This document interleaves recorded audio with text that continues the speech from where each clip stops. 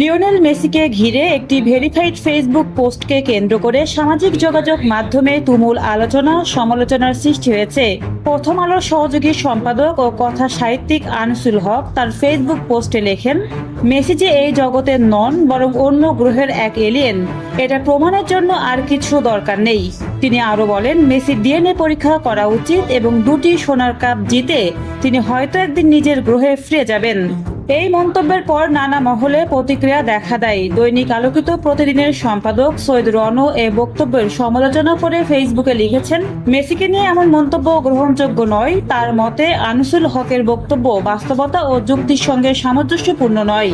সৈয়দ রণ আরো লেখেন, মেসি কোনো ভিন্ন গ্রহের প্রাণী নন, তিনি একজন রক্ত মাংসের মানুষ এবং বর্তমান সময়ের অন্যতম সেরা ফুটবলার।